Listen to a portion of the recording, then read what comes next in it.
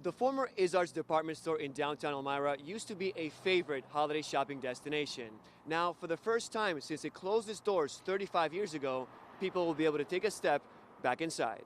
This was the original loading dock for the store and freight elevator. Jim Capriati, the owner of the Iszard's building on North Main Street, is getting the former department store ready for visitors again. The annual Holiday Home Tour lets people take a look inside historic homes and buildings in Elmira. The Iszard's building was converted to office space after closing its doors in 1988. This Sunday, Capriati says the public will be allowed back inside again for the first time. As you can see, the basement's not quite what it used to be. One of the main attractions will be a look at what's left of Iszard's famous tea room in the basement. I would assume that it probably spilled out into this area because of the carpeting that's here. You can still see some of the remnants here as far as the exterior and the walls. So you see the lattice work, the white brick. This is where the kitchen was. No recipe books were found for the famous brown bread? No. What are the plans for the former tea room? Well, I'd love to open it again. It would be cool. Yeah? Yeah. That's possible. It's possible. Do you plan on keeping some of the original features of the tea room? Whatever we can save. We'll save whatever we can. It was a very popular place to eat lunch. Apparently they had amazing brown bread.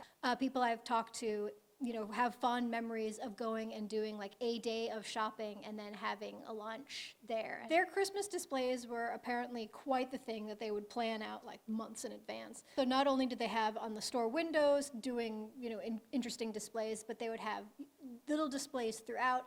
And then on the children's department floor, they would just go all out and turn it into like holiday winter wonderland. They didn't have cash registers originally. What they had was these pneumatic tubes, and you'd fill out, what things were purchased, pop it in the pneumatic tube and send it up to the business office, and they would make the change. In 1957, they started a Christmas parade on the day after Thanksgiving. They would start somewhere in the city and end at Iszard's company, and they would have a Santa who would ride as the last float in the parade, and then he would get down, and then they would open the doors to the store, and people would stream in, and there would be Santa upstairs in the children's department, and all these displays, and like a train that would run through the children's department. It was just a lot. Capriati says the plan is for the tea room to share the basement with a flea market-style space for local vendors and businesses. On the ground floor, he says he will build a food court that connects to the outdoor area of Clemens Square. That's where the food court will begin,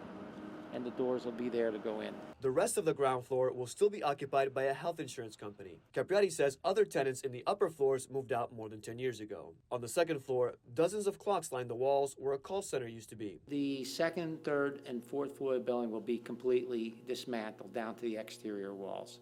And it's going to be rebuilt as apartment units, which will be sold as condominiums. There's going to be 8 per floor. As the Iszard's building marks its 100th anniversary, Capriati says it's time for change. Our efforts are to keep the building in its original condition outside, but inside repurpose the building to something that'll give it another 100 years of life again. But we're anticipating starting construction mid-2024 with an expected finish date of mid-2025.